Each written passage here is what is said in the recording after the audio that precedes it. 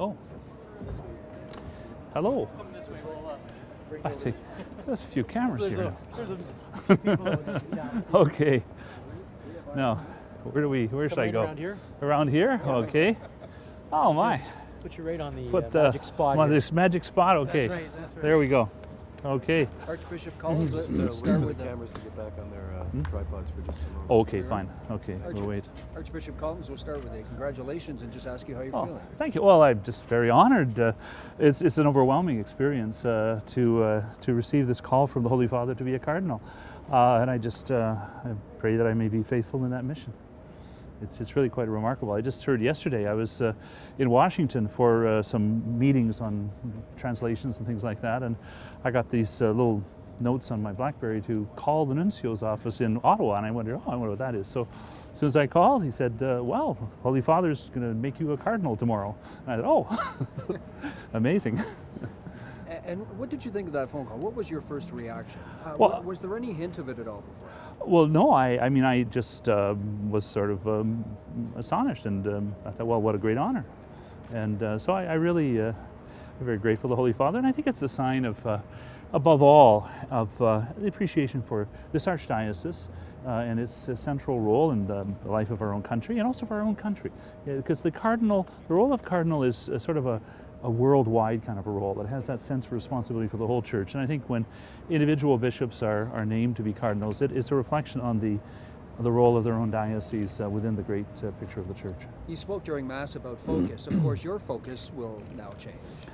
It will to some degree, because now I will have the responsibility. I'm sure I'll be assigned to some different work in the Vatican, like all the cardinals are. But my focus is always to be, essentially to be the bishop of this diocese. I think it was Pope Benedict who said at one point that a bishop most fully serves the universal church around the world by being faithful in his own local church. And so that's still the central focus. But this certainly involves more of a connection to the wider issues of the whole church. Yeah, we have to ask you about what do you expect to take from your experience here in Toronto to Rome, to that Greater College of Cardinals?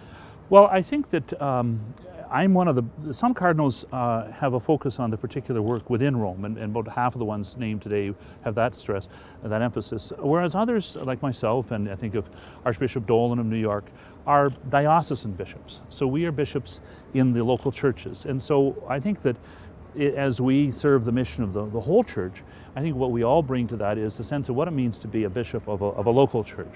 And I think that's probably the central thing. Given the challenges that are out there for the church right now, what do you think are the biggest things that you're going to be facing representing this wider community in Rome? Well, I think the Pope has identified the key challenges we face in the church. He did this actually when he was a cardinal, when he, in the Mass, just before he entered the conclave, he prayed and spoke about the dictatorship of relativism, this kind of sense where people feel adrift without any stars to steer by. And that just leads nowhere. We're not on a desert of shifting sands.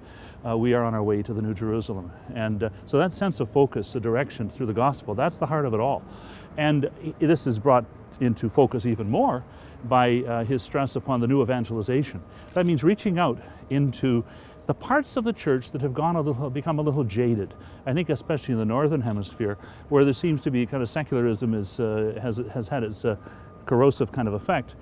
Actually, most of the church in the southern hemisphere doesn't deal with that particular. They deal with other issues, persecution, for example. So I think that in the challenges that face the church in our particular area of the world is that thing that he speaks of the new evangelization, reaching out with that excitement and that sense that there's no need to be jaded, no need to sense, this kind of cold secularism, but the loving faith of Christ is alive.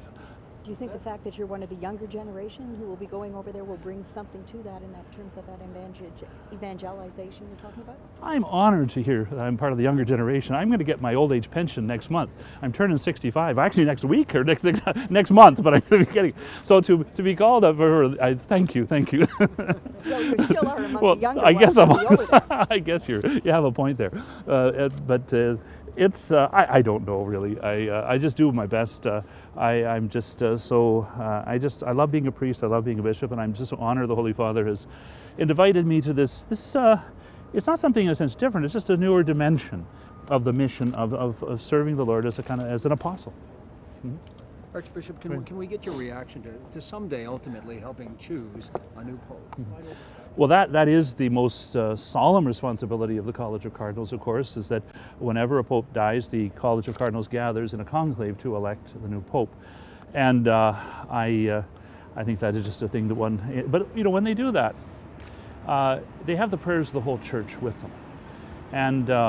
And they do that also voting for the Pope as they do this very solemn election in front of St. Michael's picture of the Last Judgment, which I always think is good. I think when the cardinals are in there, it's good that when they're dropping those ballots into the thing, they're looking up at the Last Judgment. And there's a reason, I think that's a good reason to have the conclave in the Sistine Chapel. So it's a solemn responsibility, you know, this is a major thing. And so I don't know, that is the most solemn responsibility of a cardinal. But most of the day-to-day work of a cardinal, of course, is the same work, mission one does as a bishop in the local area. And then I think that more particularly there are meetings of the cardinals from time to time to discuss the issues of the church. But also individual cardinals are called to take part in, you know, doing different things within the Vatican, looking at issues in the wider church. Okay. Thank you for your time. Okay, thank you very much. Okay, folks. Thank you. Okay.